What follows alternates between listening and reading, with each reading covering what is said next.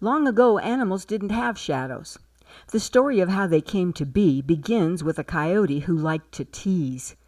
One day this coyote trapped a beetle and wouldn't let her go her way.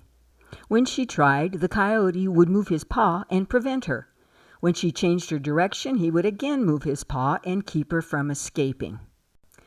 While this game was going on, a game for Coyote but not for the beetle, one of Coyote's friends happened by.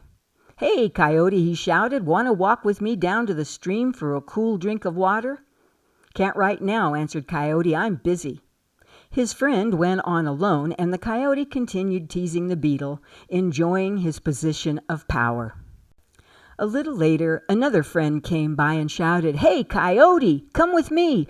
Let's catch some rabbits and have a fine feast." "Not now," Coyote shouted back. "I'm busy." By this time he was getting thirsty and a little hungry, but he couldn't stop to eat or drink or the beetle would get away. Sometimes very small creatures make up for their size with big cleverness.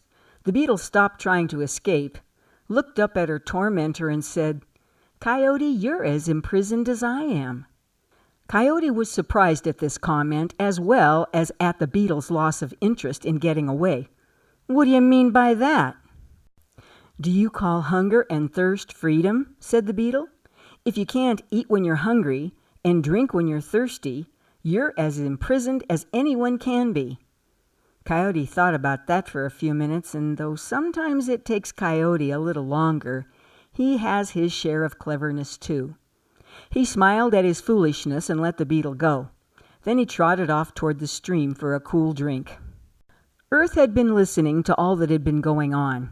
She knew there was an important lesson here that all animals should know, but she couldn't think of a way to teach them. She called on Sun for help.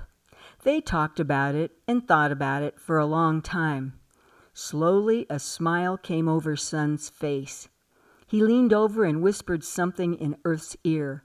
She listened intently. Finally, she smiled and nodded. Sun and Earth conspired to give every animal a shadow.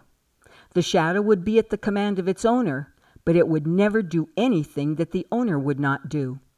Sun and Earth smiled at each other, pleased with their wisdom. From that day on, each animal has had his shadow to remind him of the mysterious connection between power and imprisonment.